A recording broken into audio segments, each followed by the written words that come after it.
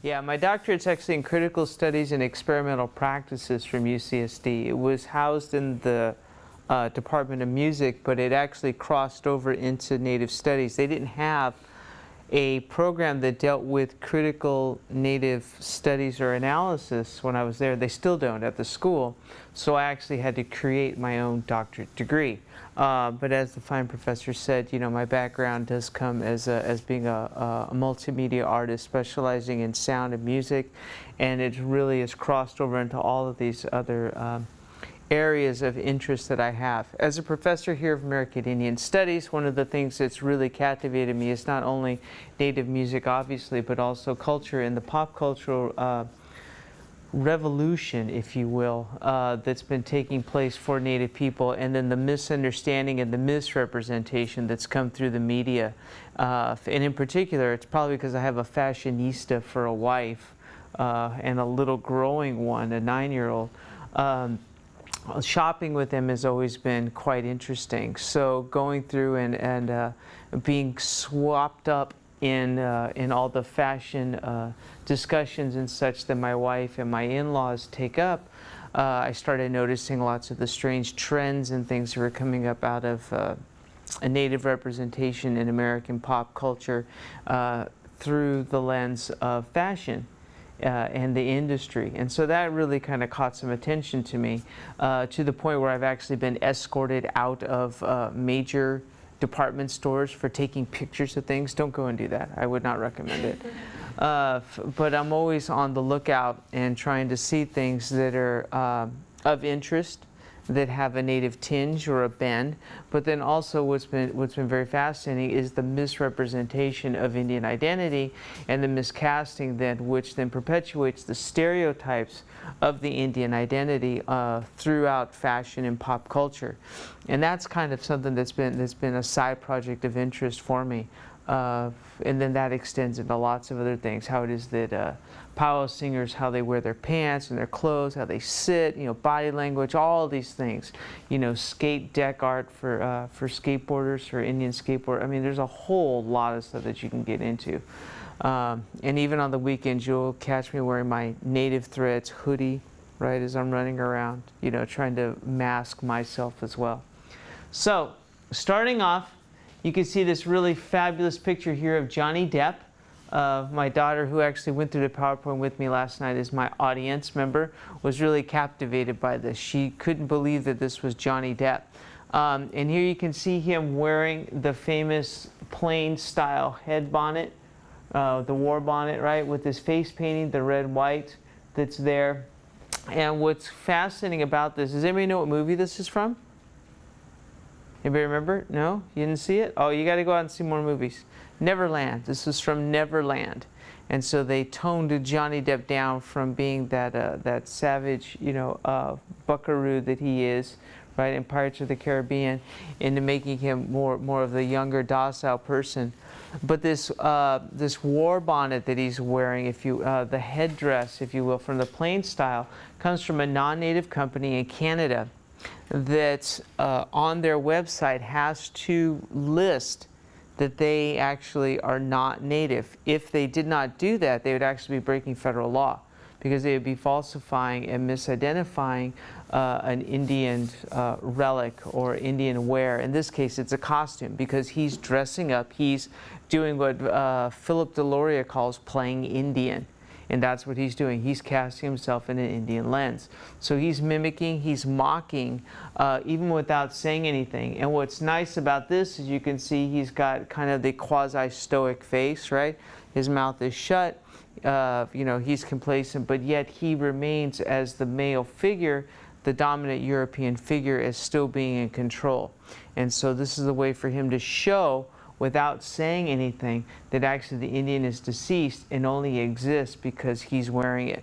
We're a historical fact rather than a relevant concept in the contemporary time. So I thought this is kind of a nice thing to start off with. If we can go to the next slide. Yeah, this just kind of talks about all the things that we were just saying right now. Previously, how the Native person has been popularized in American culture figure that becomes a pliable through the roots and the tools of segregation, stereotypes, sexism, and racism. And that's what we're going to look at and be tearing apart lots of these different images as we're going through. So the questions become, what is an American Indian? And in popular media, it was cast that the Indian actually gets established and becomes a figure point in the pop mythology of the U.S. around the 1870s, 1880s. Does anybody realize why that might be the case? No? Silence is consensus, right? Having to deal with and coming out of the Wild West shows. It was at that time that Native people were introduced under a captive domain to the larger United States, to the larger non-Native public. And so because of that, we see the Plains stereotype coming into its practice and its common suit that we have now. So this is why every Indian has to look like a Plains style Indian. And when I say that, I'm talking about the Dakotas, North Dakota, South Dakota, Montana, right?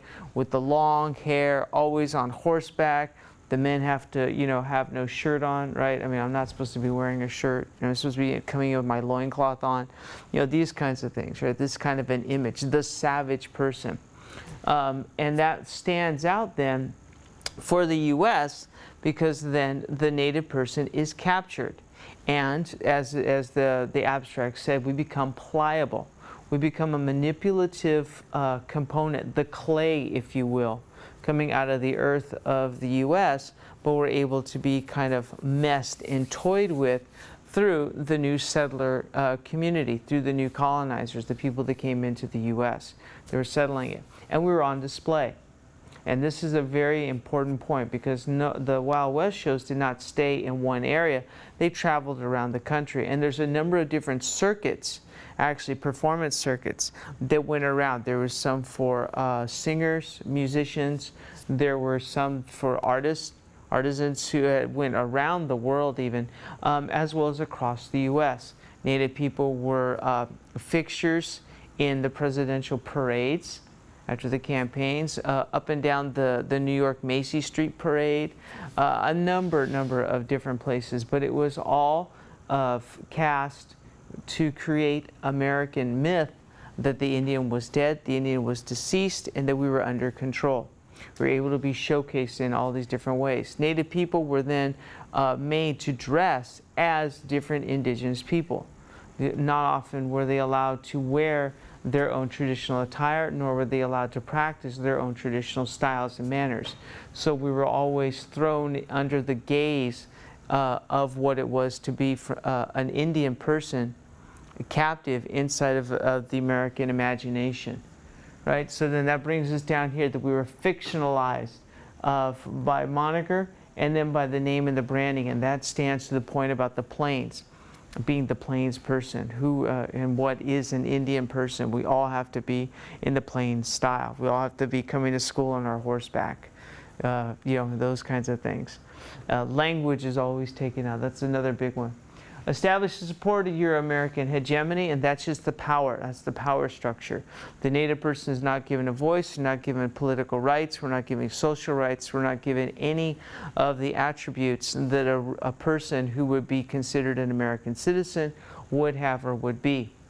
We're always a subcultural phenomena of the American popular mainstream that was developing at that time. We didn't look like anybody else, so therefore we were not allowed to be like anybody else. Even though this is our indigenous, areas and territories, we were actually territorialized. We were actually then captive by the American popular mythology to hold up the sense that the U.S. was going to be this dominant power. The Euro-American was going to be and have this dominant power. And we were confirmed in these historic images, which leads us to be static, and in mass media, which lends us now to be very mobile. And this is what we wanted to be talking about a lot today. We're captured, we're static, right? I brought a Indian country today because we're going to take a look at the Santa Fe art market and some of the things from last year. And I brought a review of the newest one from 2012 that I dug out yesterday. But all these images are frozen, right? It's not till I hand this to you and you start reading it and it gets circulated around that it becomes mobile. But still the images here are held, they're captive, they're frozen in time. So in this sense, it holds two different places. It's mobile, yes, because it's a text, we can move it around, but yet the idea in the imagination of what the Indian is still captured inside of a historic pretense. And that's something that we argue against, right? You were just watching a little clips of Real Indian, and that whole movie is based around breaking the stereotypes that Indian people are not deceased and what happened. And you were just at the Indian Joe or Indian Joe point, right? Watching him and all those things. The glorified Indian. That's the captured static imagination of what the Indian is. It becomes mobile once we circulate it around. Now, can the historic image also be mobile? Yes. It's the perception then. It's the use of it. And who's in control. And that's actually where the internet and all these wonderful things we're sitting in front of, the computers, right? That's where this starts coming into play, with the multimedia aspect of it, because you're circulating it globally. As soon as I post an article up on my blog about Indian identity or about Native people, hundreds and millions of people around the world can look at that and see that. So the image becomes mobile, but to them, it might also become static because it's just an image that's on their screen. So how do we interact with those? That becomes very important. How is it that we interact with the local communities? How do we interact with those images? That's what either breaks it from being static or creates it to have more of a mobile function. You following me? Mm-hmm. Lots of big thoughts about this stuff, right? Yeah. That's what going to college will do to you. Okay. So good. And if you have questions along the way, just let me know, because this is really good stuff. I'm going to leave the PowerPoint with your professor. Because if you go here to this link, because I want to get through some other stuff, you'll be able to go to this website, Blue Corner Comics, which has an enormous database for any of these kinds of things you're talking about. If you want to look at the Pocahontas myth, if you want to look at the latest things that are going on, for political news, if you want to follow the elections through an Indian lens, you can go here. They got everything. So don't let the name fool you. Right? It's kind of a play on words, but it's a really good website to go to, and you can check that out on your own. So thank you. So here are some very famous icons. I'm sure that most of you have seen, right? Very timely with the World Series going on. Okay, there's some of them. And this really actually captured my daughter's attention last night. As I said, she was my audience in going through this, because she recognized all of these different things. And I asked her, what were they? And her first response was, well, these are teams. They weren't real images. This, for her, even though she's coming from an Indian family, still did not project that these are misunderstandings of Indian people. So that means that the younger generation is still picking up on that. So we still have a lot of work to go. Either that or I'm a really bad dad. So, but you can see, some of the different ones are coming up. The Seminoles, the Redskins, right? And the Chiefs. And again, these websites here that you can take a look at on your own just give you kind of a few other examples of places where Native people have gone to be able to discuss and to try to rebuttal against this idea of the stereotype. And the mascotting is a very big issue to come up. Mascotting has, got a long history, again, stemming out of the 1880s. All the way through where we are. Some of the oldest cases we're looking at in the 19-teens, 1920s. We have some court cases that are dealing with mascotting that started in the 1930s that have only recently been settled. In our own area, neck of the woods, we know that Monty Montezuma, was retired, and then they had something that's a little bit more congruent with the Kumeyaay Nation, with the Ipai, Taipai, and Paipai people that are down south. So there's lots of things that are going on. So this is an ongoing battle that continues, and again, Indian country today, there's at least a month, every 2 weeks doesn't go by when there's 1, 2, 4 different articles that come out discussing the idea and the issue of mascotting and what it does. And there's a number of them that we could continue talking about. But let's move forward. So who is an American Indian, right? And so here's a look at a few different men, male images. So you can see here, are we the warrior coming out in a powwow arena? Are we the silent stoic image captured again, right, in a very fanciful Plains Indian style?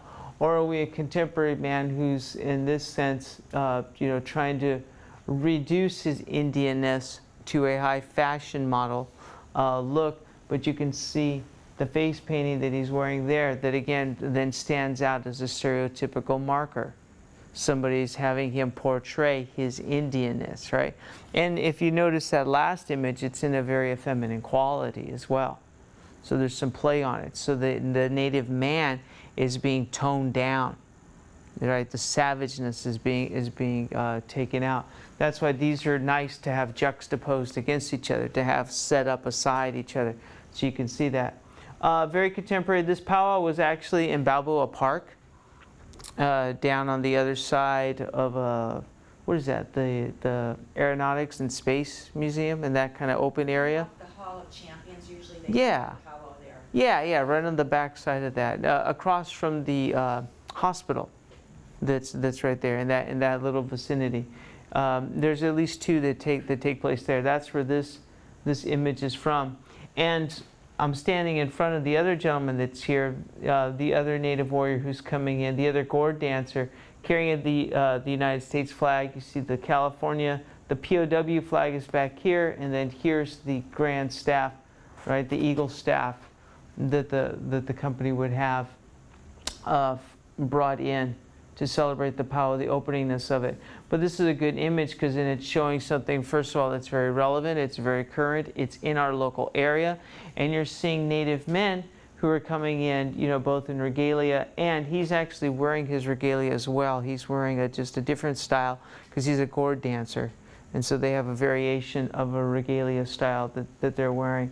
So you can see that, both military men. You can see here the short hair that's being used. We're over here, our black and white image, and why is the black and white so important? Past. Yeah, definitely identifying the past. So again, that's why I said, having these side by side is very important. You see something here that's colorful, it's alive, it's very contemporary, and it's actually in motion. You kind of see them moving a little bit, right? You get the sense that they're in motion. With that picture over there, you get the sense that he's static, he's frozen in time. It's black and white, it's historic, and so he actually has then the undertones of being deceased. You following me? Mm-hmm. Yeah? Okay, good. And again, dressed up then in what would be the stereotypical plain style person, with and even wearing his plateau beads here, and the headdress, very similar to the Johnny Depp one that we saw at the very beginning, right? So no coincidence. I wanted to put these things there so you can kind of see. But notice, right, the bare bronze chest, the stoic, look and model. Frozen, his gaze is somewhere in the distance. He's always looking forward, right? The head up just perfectly, posed, right? And Edward Curtis, we can thank for a number of these different poses and fixtures that we have of what the Indian person is supposed to be. And if you notice, his pictures are at least 99, if not 100%, always in black and white as well. And they were positioned. They were set up predetermined images of the Indian person, as was this, right? But you always imagine he's at least half naked. And then the person here, just the head, but it's not a talking head. It's a silent head. So the image then is cut off. His body is even removed, right? He has no corpus. He has no body. He has no life force. He's just that frozen image just the head that's captured there. Very perfect and very suited for, what would that be? For our computers. It would look very good on your desktop or on your mobile phone or something like that, right? Because then you're able to own it. And so by having that, and particularly on your computers and such, that ownership then of the Indian identity in our modern times is equal to the ownership of having this if it was on a postcard or having this picture itself. You're owning it. Then you're in power of the Indian image. You got me? Yeah. Pretty crazy thinking about, huh? You know, something very important for the morning. So, and up there you can see where the male is supposed to be the warrior, the savage, the heathen, etc. Right? We're always the ones that are at combat with the other Euro-Americans and the American ideals. We're the ones that are always at war with it, right? I don't look like somebody that wants to wage war, you know. So, in any case, let's try to move on. And so then, who is the woman? The woman, the female, the docile. The metaphor for the land. It's very important. In American mythology, popular mythology, the woman is supposed to be seen but not heard. So she's visible, she's there, but she's transparent. She's not supposed to be spoken or have any voice whatsoever, right? But she's also controlled. She's the metaphor for the land, for the territory. If you control and you can capture the woman, then you're showing that you have ownership and you can control the land, the territory. So this becomes very important. So she's actually, if you will, pregnant with lots of different contexts as she's being viewed in American popular mythology. So the images of her are hypersexualized. They're very much taken out of context. They're always under the view and the review of a male perspective. Men are usually the ones that are either drawing her or positioning her, posing, taking those images, broadcasting the way that you want to see the woman. She's always ultra and hyper feminine in her quality, and she's also anglicized to make her seem more comfortable. Lots of times you'll see the features will be toned down. She'll be painted a lot differently. She'll have more European features that'll be put inside or mixed with her Indianness. So she's not 100%, pure Indian person. And why would that be? So she seems more attractive then to the European model. Okay, but she's always the prisoner. She's the prisoner of a male perspective. She's the prisoner of a paternalistic, a male-dominated society, rather than a female-dominated society, or coming out of it. So the strength of the woman from the indigenous families and cultures is removed. It's unplugged. It's disconnected from everything. But yet she's the one who's the backbone. She's the birthing of the entire nation and community. So down here we get an artist's rendition of what Pocahontas was supposed to be, right? Infantile, childlike, okay? Even though we know she was a younger girl when she met the famous John Smith, and the story goes on and on and on, right? But here again, she then is frozen in time. She's set, not in perpetual motion, but she's set in a historic remembrance, a historic tomb, actually, is what I want to say, where she has to be, 13, 14 years old, 15, 16 at most. And you can see that there. She's really, caught. She's this teenage young woman who doesn't look like she could harm anybody, but then that's the only view that you're given. You see that? With no background, she's absent. She's completely absent of anything else. It's just it's there. So she's completely controlled. She's mobile. And then here we get the other, the spirit of the Indian woman. And again, the profile that's being shown, and this is a picture from Edward Curtis, but the woman is then set up. She's portrayed in a particular way. It's interesting, as proud of and great of a book as this is, she's still cast in a historic sense, right? It's still black and white, has a little bit more of a relevance. Her gaze is still looking off to the distance, silent, woman that's there.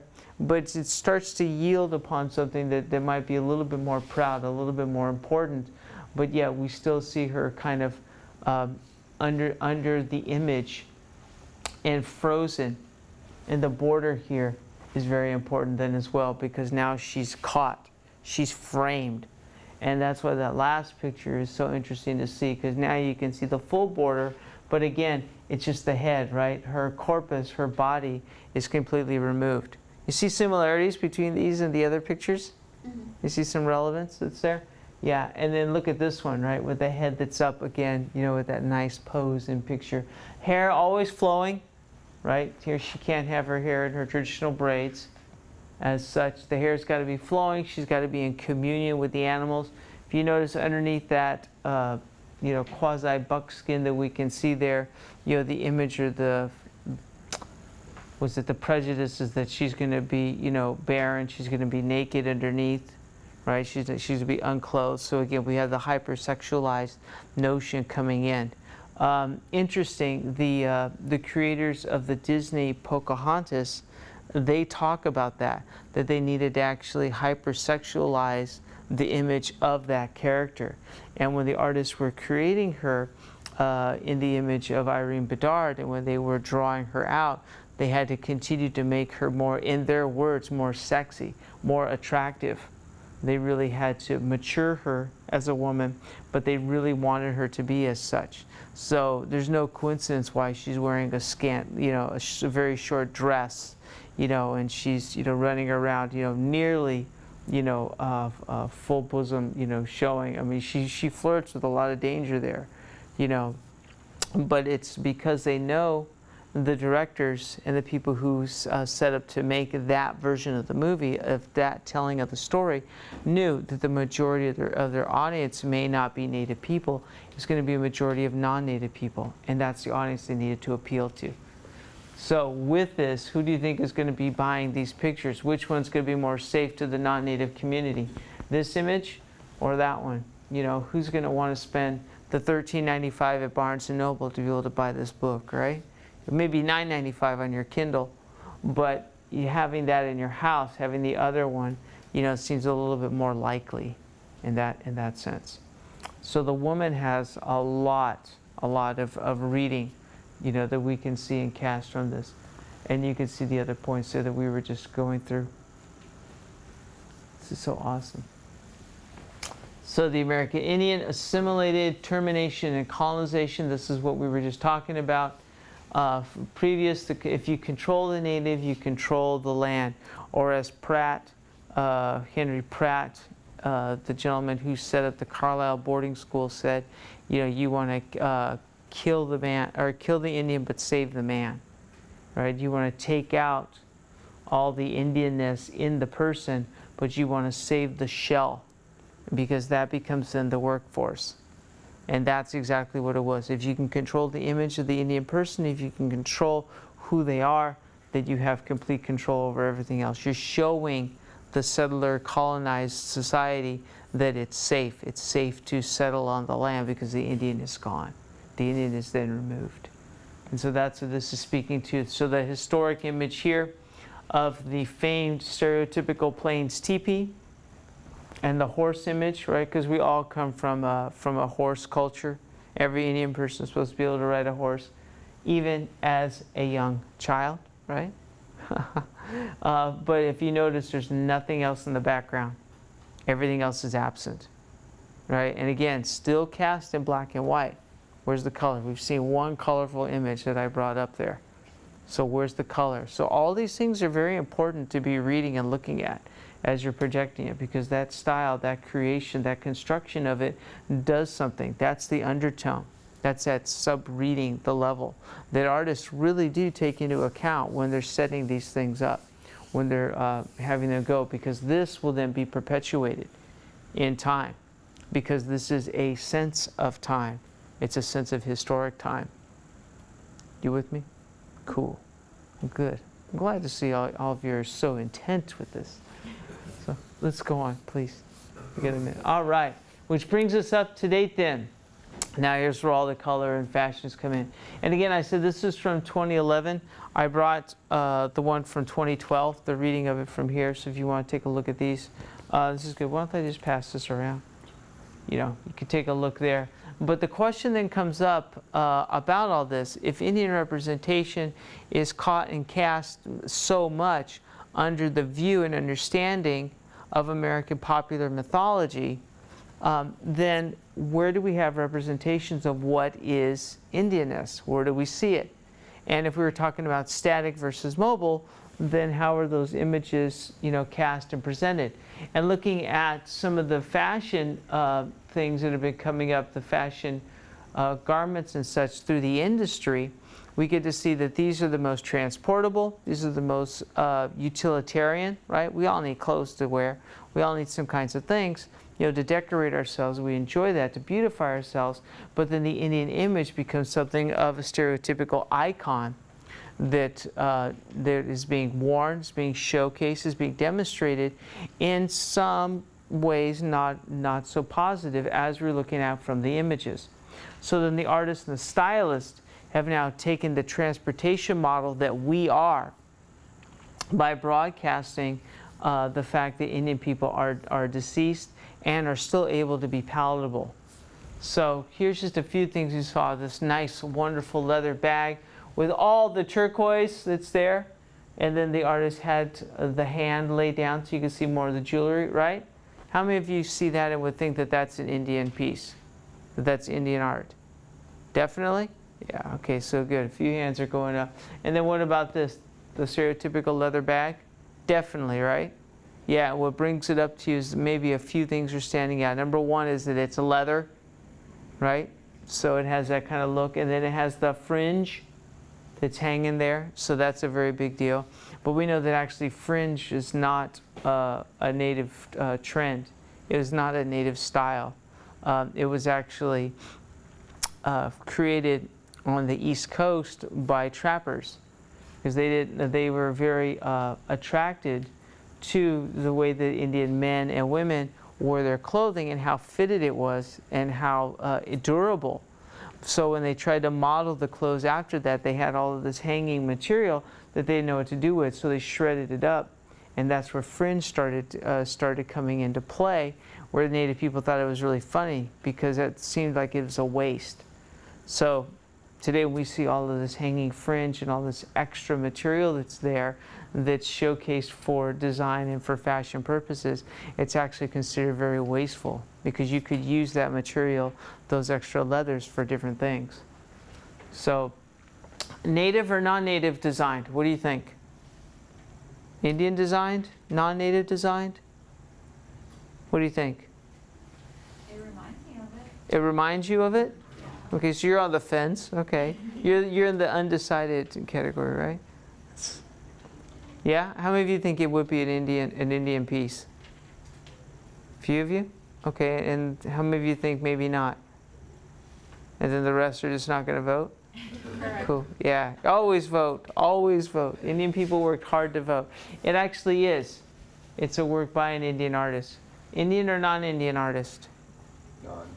Non-Indian? How many of you say non-Indian? How many of you say native? Yeah? It actually is made by an Indian person. So yeah, it wasn't a trick question. An emulator. Yep, exactly. Playing off of the stereotype. Why?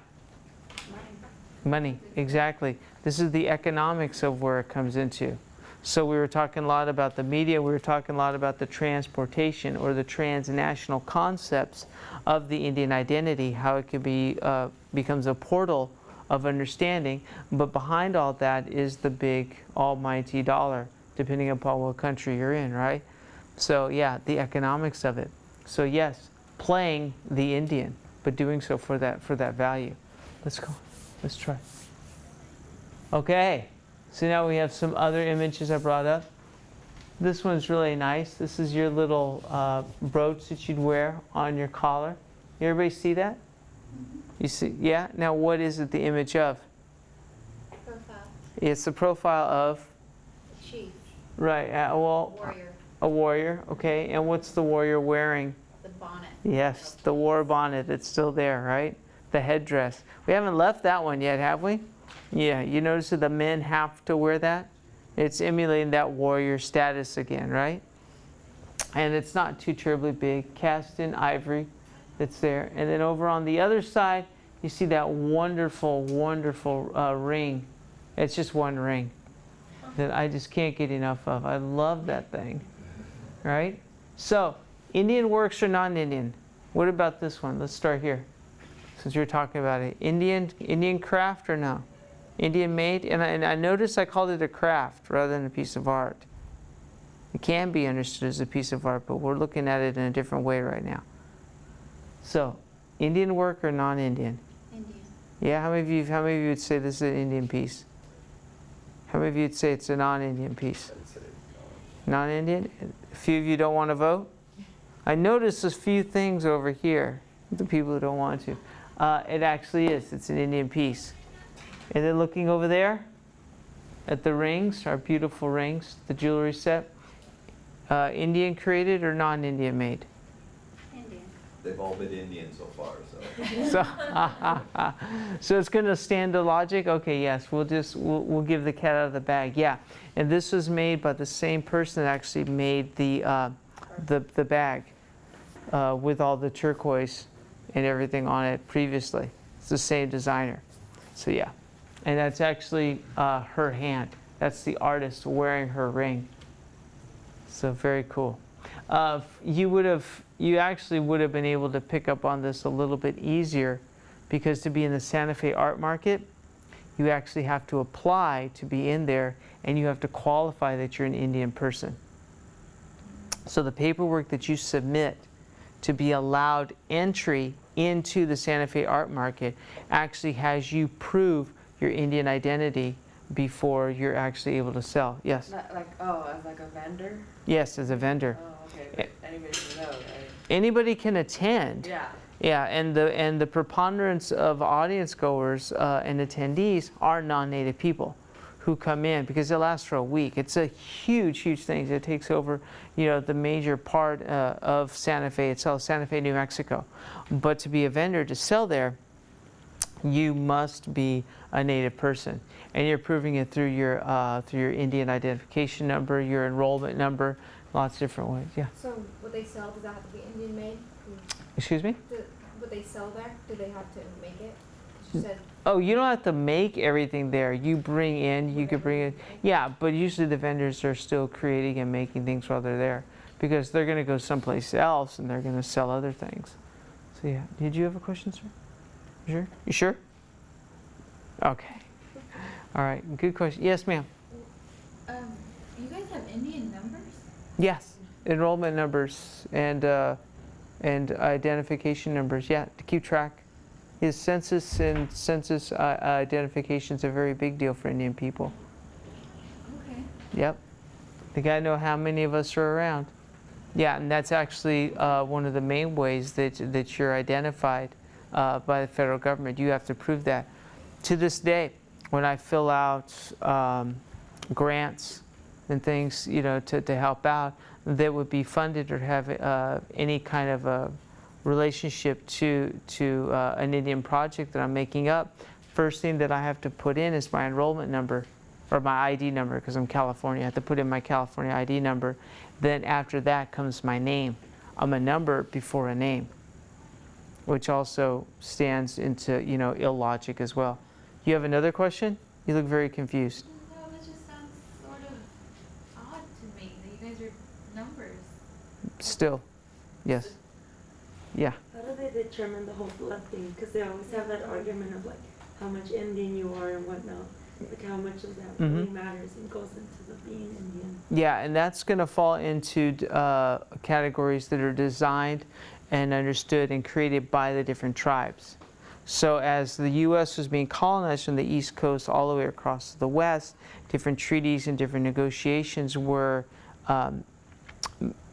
entertained between the U.S. and the different tribes. And so the tribes had to establish and situate how much Indian ancestry are you going to have from this tribe in order to be enrolled in that tribe. And then that's been maintained. And there's lots of laws and legalities that go to back that up historically. And many of them are still in place. So by the time we crossed over the Mississippi and came into the West and we came to California, the laws of treaties were no longer being passed in the United States, and so the government had to come up with different ways to identify and keep a number of the native people that were here.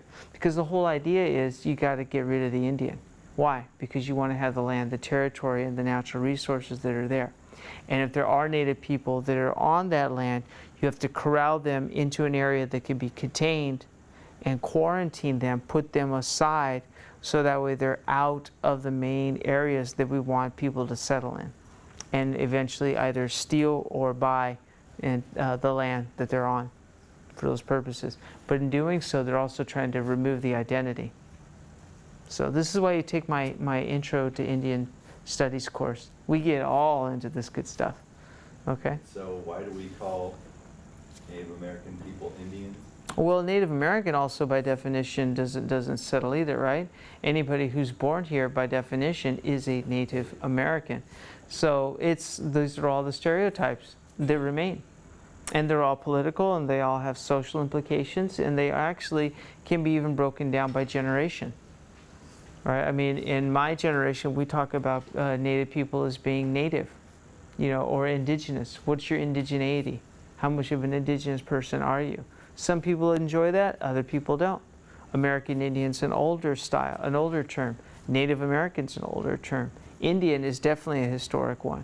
But it's the recapturing and the recuperation of those negative terms to then become something positive. That's what Indian people, that's what Native people are trying to do. But we need to move on for the interest of time. Here's just some other images that you can see. I love this one, right? Again, if you remember the teepee example that we saw just a few moments ago, right? And this one's from No Reservations. It's a very, very, very famous Australian fashion magazine that you can subscribe to online. And you can see she's just got a few things, but then it's barren wasteland. But it's the white woman, right? The saint, the savior that's there. No coincidence. The hypersexualized woman. I like this one with the Japanese man coming in with the quasi Southwest style. And then those are some things over there, some other things, the jackets and the necklaces, the earrings and such. All these kinds of things that are very hot in fashion today, right? So, but we're talking about what's hot in fashion. We should move to the next slides. Aha! Within the last 3 months, we've had 2 major episodes come up in the fashion industry that really shook. The seismic activity of these were just phenomenal to hit Indian country with an amazing, amazing rebuttal and reactions that came out about the racism, the blatant racism that came up from Paul Frank's company, first of all, and then we're going to look at one from the Gap in just a few moments. But here is, as one of the articles put it, Paul Frank's powwow. So you can see, oh gosh, what was it? It was at least a couple of months back. And one of their unfoldings of their new trends for the year, for the latter part of the year, the famous little guy Julius is dressed up again in the headdress, the war bonnet, and the face painting. And this is then to be marketed to the entire global industry, that Paul Frank has his hands on, all over for kids, for adults and such, inside of the different markets. So you can see here the teens playing with the fake tomahawks. Notice their quasi headdresses as well. Everything is always distorted in this color. And then here's a postcard, the Julius postcard. I could not believe this. Let's go to the next one because this one's got some others. Right, this is the famous dream catcher. This was what it was. This is the actual backdrop to their fashion expose that they had when it came out, their unveiling of it. I couldn't get enough of the postcard, so I had to give it to you again. Right, and then here's the others that are coming up, showing you that it's not just for women, but it's for men and women as well. And I like that because the woman there, the mulatto woman, the mix, is also wearing kind of the Marilyn Monroe print, the comic print that's also there. So what's that subtextually, telling you? The Indian people are just still comic strips, right, were funny to be poked fun at, right? The humorous aspect of it. Wow. How many of you were aware of this when it came out? No? This is a big, big deal. There's a in Orange County in the South Coast Plaza, there's a Paul Frank store. And when this came out, I begged to go to the store, but my wife knew that, you know, we didn't have enough money in our savings to get me out of jail for that. You know, I'm teasing. So, but let's go on. Let's take a look at now Manifest Destiny that came up. Yep, brought to you by The Gap. Now, how many of you knew this came out? Yeah, good. At least one, a couple of you. Yeah, this was a hot scandal that just hit within the last month or so when The Gap released these T-shirts. And I'm going to walk you through some of the different ads that were here that came up. This is the most recent one. This is actually the shirt that they're selling. And they didn't think that there was anything, you know, wrong or incorrect with it. Okay, but if we do a reading of it, Manifest Destiny's in white. It's on a black shirt, right? It means you're dead, you're deceased. And I like this one because there's no body in it. There's nobody in it. But with Indian country in the talks, I know I'm saying this is across the United States, North American continent. You know, the discussion was that, you know, Manifest Destiny is that attribute, it's that political structure that actually was to remove Indian people. It was the door that was open, allowing the Europeans to come in to say that they owned this territory and to just annihilate and kill off, you know, to terminate the Indian population that was already here, the indigenous people of the Western Hemisphere. And so the T-shirt is talking to that. And this is what they were selling, quite, you know, unbeknownst.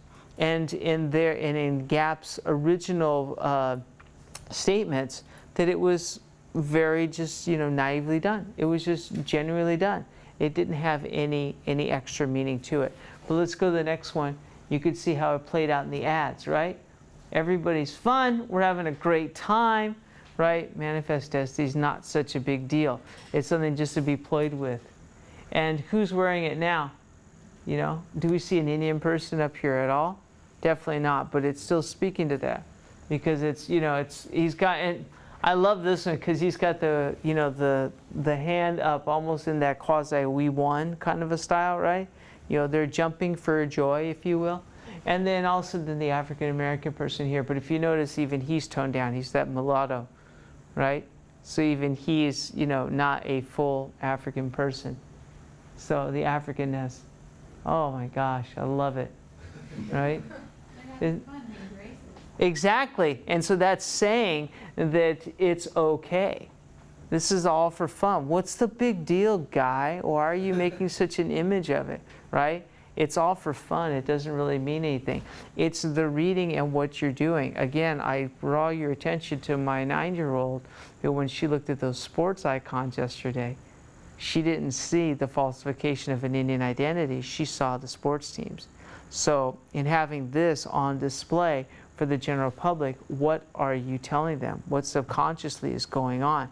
That it is okay. And that somebody did win. It did become a winner-loser battle. And the next slide shows you, here it is. Now where is it? Where's the Manifest Destiny? On the right hand side. Yeah, right there in the shirt, right? Notice the guy who's always wearing it has the glasses. Even in the last picture, the gentleman who wore it, and you can take a look on your own, he has glasses on too, right? So what's that telling you? He's supposed to be the informed one. He's the scholar. He's the one that's in the know. He's knowledgeable. And if he's, you know, he's here, he has that kind of, you know, chic, you know, kind of a look, right? As I'm trying to get into. I got a long way to go. But where's the woman? Where's the Indian? And it's all men that are up there, right? Notice that? Very, very telling because of Manifest Destiny. It's also run by a paternalistic viewpoint. It's also run from the male-dominated control. Very cool? Yeah. I mean, there's a lot that you can take away from all of these. And again, there's a ton of information out there. You know, with the sites that I gave you, you can go, you can look up. There's so much early relevance that's going on. So the other slides that I had as we move forward, just talk to and show you some other artists that actually have resistance against this, that have actually talked about and gone out and used their art as a way, as a vehicle to then rupture and engage these ideas of stereotype. Kent Monkman does so very well by this image of Miss Chief, Miss M-I-S Chief. And again, you notice the headdress, the war bonnet that's being used, but now it's placated on a female image that's caught in time. And he's a contemporary artist, and this is actually him. This is actually him. So he has a lot of things that he puts into it. The gender bending issues, the blending of style from a historic into a contemporary, and how it is that he's breaking out of this frozen stereotype, the cast, the model from a sexist and a racist perspective. Then the next one is Elle Frank. She actually came here to Palomar last year, or last semester in the spring. Traditional woman from the Ahashiman tribe, just right up the road, and you know she has her tattooing that's here.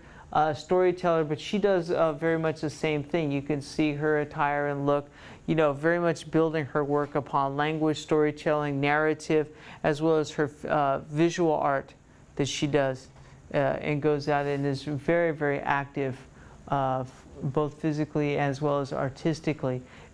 In the Indian communities. And what's interesting is that she's also from a non-recognized tribe. And she chose to really practice traditionally much later in her life, where the facial tattooings of a mature woman, she actually had applied traditionally later in her life rather than when she would have had it. And the next slide, I believe, is just some images of hers, just so you can kind of see some different things that she's involved with. And then the closing slides gives us some, summation of where we were at. How has your American pop culture come to terms with the Indian perspective, and what can be done about these aesthetic assimilation of Indian culture and identity in this globalized society? So, does anybody have any questions lingering out there? Are you sure? Yeah. Does it really make you upset about all this like blatant racism that people just don't see? So the question was, does it make me upset about the blatant racism that people don't see about things? It keeps me employed. No, that's a joke. That's a joke. Yeah, it does upset me. It does. To what degree? It upsets me as much as I can't believe the level of ignorance that continues. So it shows me that my work is not done. So it's fascinating. It keeps me, going. I mean, I sit up at nights and I read things, and I'm always, frustrated, I guess would be the word, with the things. But I'm also greatly and profoundly shocked at the level of ignorance that's still maintained and continued. And that's why I wanted to show you the Paul Frank and the Gap, images, to even talk to what's going on today. But yeah, it does. It does. Yeah? I got another. Okay, go ahead. Have you ever seen that commercial where there's this woman who has like drums beating in the background, and she's like advertising to like loan cash to people? Oh, yes. And I'm kind of ashamed to say this, Yes, but when I that first is, looked at her, I was like, she doesn't look Indian. Oh, yes. And I was like, I caught myself. I was like, I can't believe I just thought that. Like, what do you think about the commercial? Like, about the drums in the background suddenly and stuff like that? There's one of them that's actually sponsored by an Indian tribe from the Southwest, and there's another one that's not.